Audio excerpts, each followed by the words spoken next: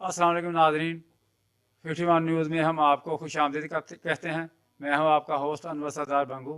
इस वक्त हमारे साथ मौजूद हैं हाजी अमानुल्लाह अवान साहब, जो NA 75 के उम्मीदवार भी हैं और पाकिस्तान तहरीक इंसाफ के तहसील लस्का के जनरल सेक्रेटरी हैं। हाजी अमानुल्लाह साहब, आपने मैदान सियासत में कब कदम रखा बाज़ाब्ता? बिस्मिल्लाहिर्रहमानिर्रहीम। मैंने आज से 10 साल पहले PTI में कदम रखा था और मैं PTI का ही वर्कर था और मैं PTI ही को ही ज्वाइन किया है। सही। हाजी साहब, जो मेरे नोटिस में है, आपने PP 41 से सूबाई असम्बली का इलेक्शन कंटेस्ट किया, उसमें आपने हज़ारों वोट लिए। उस वक्त आपको PTI का टिकट नहीं मिला और आपने आज़ाद उम्मीदवार की हैसियत से इलेक्शन कंटेस्ट किया। क्या समझते हैं कि आपका ये फैसला दुरुस्त था?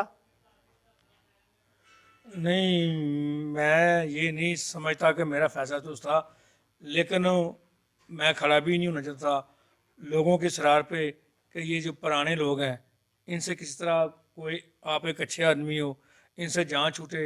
और बाकी आपने हल्के का हाल देखा है ना, हल्के में कोई सड़क नहीं है, कोई डिस्पेंसरी नहीं है, कोई कोई मैरी स्कूल नहीं है, कोई हॉस्पिटल नहीं है।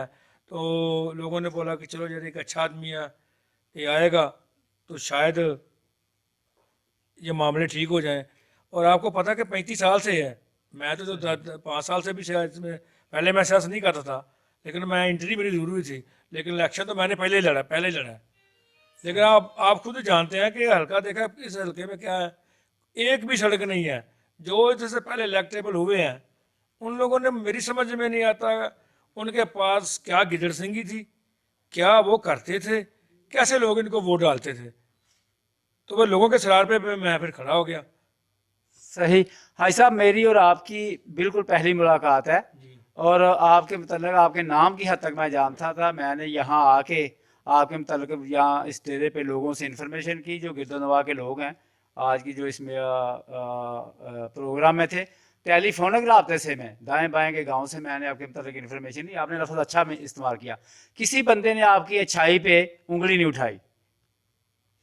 अल्हम्दुलिल्लाह, ये अल्लाह का शुक्र है सबसे पहले, और मेरे माँ बाप की दुआ है कि मेरे से हल्के में कोई भी एक फ़र्द वाहद नाराज़ नहीं है।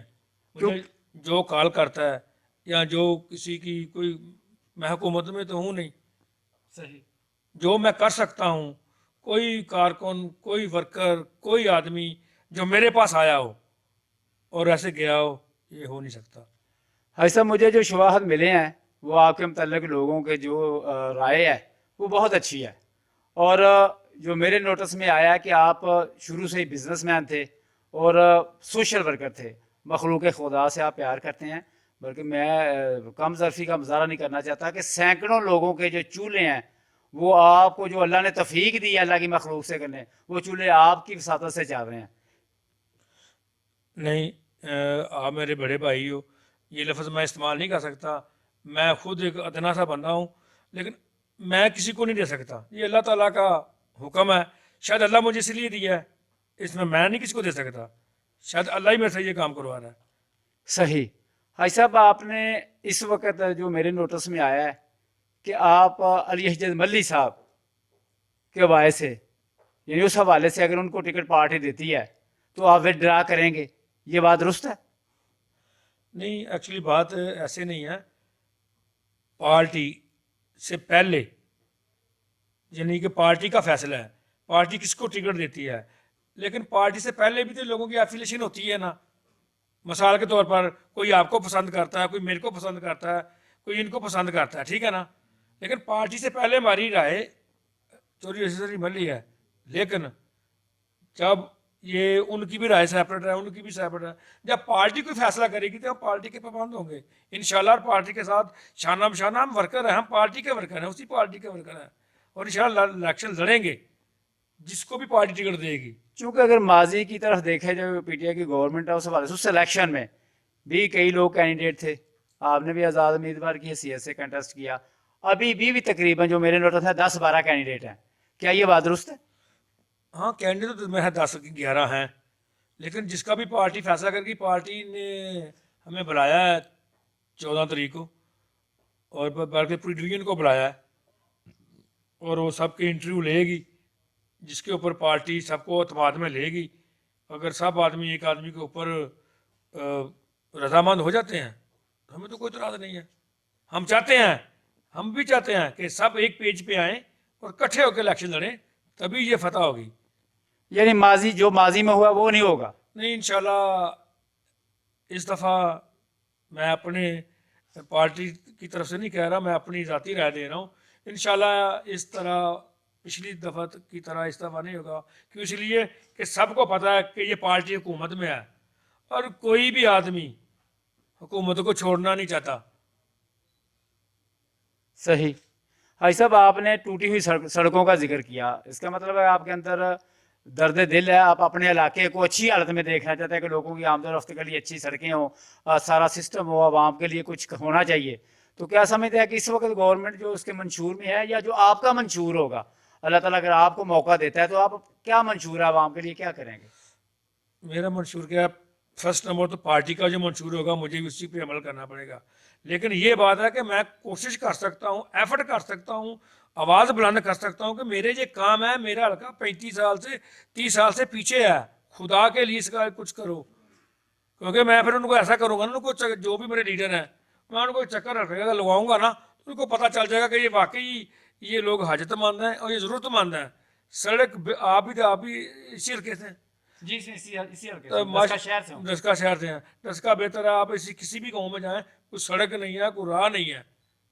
صحیح۔ سب ایک بات آج کے حوالے سے، موضوع 17 ایک دیہات ہے، تو آج اس چھوٹے سے دیہات میں نیشنل اسمبلی کے جو ڈپٹی اسپیکر تھے جناب قاسم سوری صاحب، تو یہ آپ کے ان کے پرسنل تعلقات ہیں یا ضمنی الیکشن یا اس کی تیاری کر رہے ہیں؟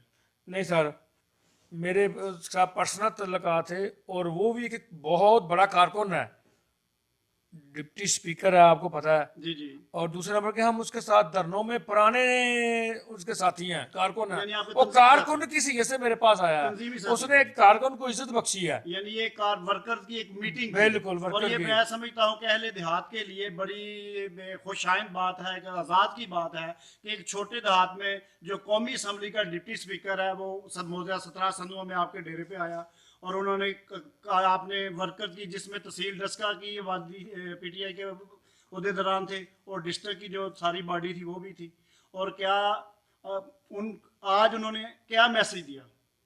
نہیں، ان لوگوں نے ادھر پریس کانفرنس ہوئی ہماری پہلے ڈسٹرکٹ سیالکوٹ میں، ادھر جو خان صاحب کی بریفنگ دی ہے کہ اپنا یہ الیکشن کے حوالے سے، اور دوسری خان صاحب کے متعلق کہ یہ اپنا الیکشن کی تو بات اس میں ہوئی نہیں ہے کسی بھی، ادھر بھی الیکشن کی بات نہیں ہوئی، ادھر بھی الیکشن کی بات نہیں ہوئی۔ یعنی ورکرز کی میٹنگ تھی۔ ورکر کی میٹنگ کی، ورکر کو بولا ہوا کہ آج پرانے ورکر سب دھرنے میں ہم ساتھ تھے، وہ سب ورکروں کو ملنے کے لیے ادھر آئے تھے، اسپیشلی ورکروں کو ملنے کے لیے آئے تھے۔ آپ نے دیکھا نہیں ان کا جذبہ، قاسم سوری صاحب کا جذبہ آپ نے دیکھا ہوگا کہ وہ ایک ایک فرد کے ساتھ کھڑے ہو کے فوٹو کھنچوائی ہے، اور ورکر اس کو جانے نہیں دیتے تھے ادھر سے، یہ تو آپ لوگوں نے دیکھا ہے نا۔ جی جی بالکل دیکھا ہے۔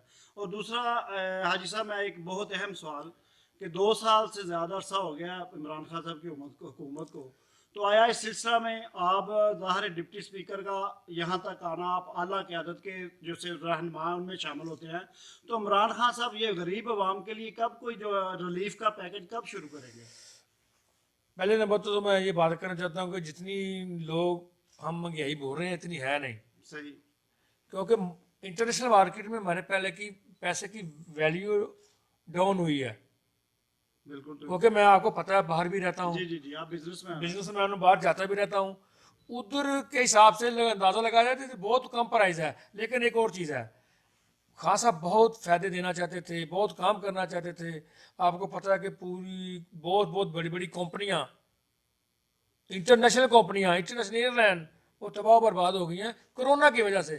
جو لوگ خان صاحب کو مذاق کرتے تھے کہ اسمارٹ لاک ہو گیا ہے، یہ لاک ہو گیا، آپ کو پتہ ہے کہ ہر جگہ میں ادھر جب ایک آٹے کی بوری دینی ہوتی ہے، نون لیگ والے اسپیشلی آٹے کی بوری دینی ہے، 100 آدمی کھڑا ہوتا ہے، اور 50-50 فوٹو کھنچانے والے ہوتے ہیں. اور اس دفعہ دیکھو جتنے خاندانوں کو پیسے ملے ہیں, کسی کی کوئی سفارش نہیں, چاہے وہ نون لیگ کا ہے, چاہے پیپل پارٹی کا ہے, کوئی بھی آدمی ہے, کسی کو نے کسی کی سفارش نہیں کی کہ اس کو پیسے دو, نہ کسی کے پاس کوئی گیا ہے. گیا تو مجھے بتائیں. اچھا ایک میں آپ سے پرسنل سوال, ابھی جب ہم ڈسکا سے آ رہے تھے تو ہمیں کچھ دوست ہمارے بیورو چیف ہیں ڈسکا کے جناب مدثر فیاض صاحب, تو انہوں نے ایک بندے کو پوچھا آپ کہاں جا رہے ہیں؟ انہوں نے کہا جی ہم حاجی امان اللہ صاحب کے پاس ان کے ڈیرے پہ جا رہے ہیں, آج ڈپٹی اسپیکر صاحب تشریف لا رہے ہیں. تو اس بندے نے, عام ایک آدمی تھا, انہوں نے کہا تھا یار جو حاجی امان اللہ صاحب ان کی کامیابی کا کیا راز ہے, ان کے اس بزنس میں انہوں نے کیسے ترقی کی ہے اتنی؟ بزنس میں یہ کیا کہ میں واقعی ایک بہت غریب گھر سے تھا, اس میں کوئی شک نہیں ہے. میں ادھر سے چلا گیا, محنت مزدوری کی, میرے ماں باپ کی دعا ہے. میں نے کوئی اسی علاقے سے تقریباً 400-500 آدمی لے کے گیا ہوں.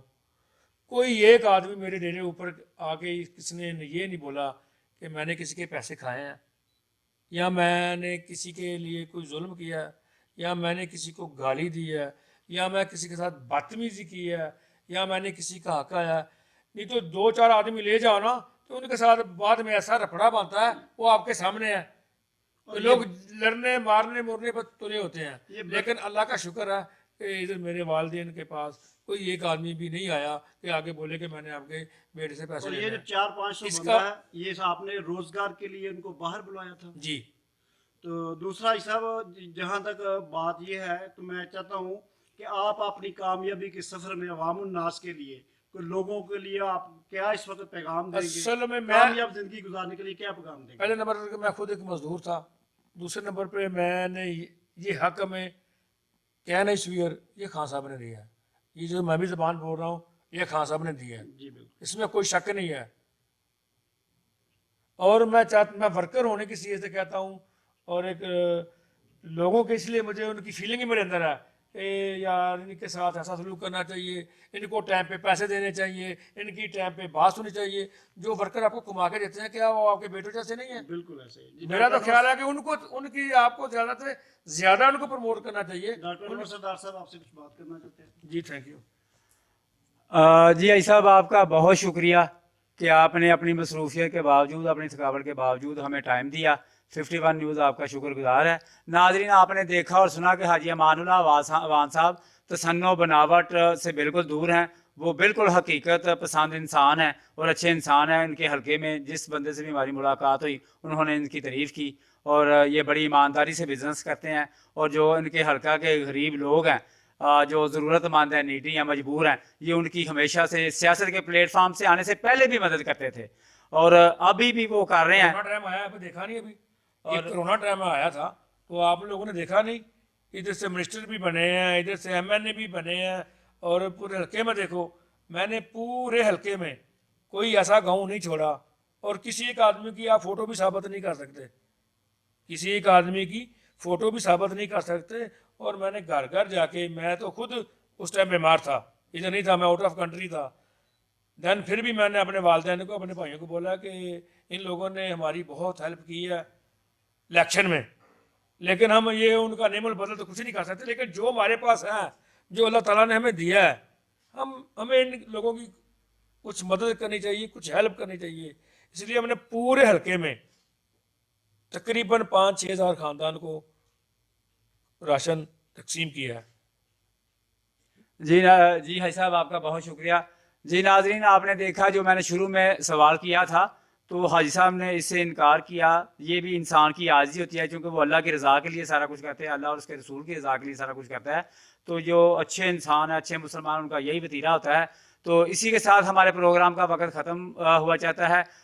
آپ سے دوبارہ ملاقات ہوگی کسی بڑی شخصیت کے ساتھ. اللہ حافظ.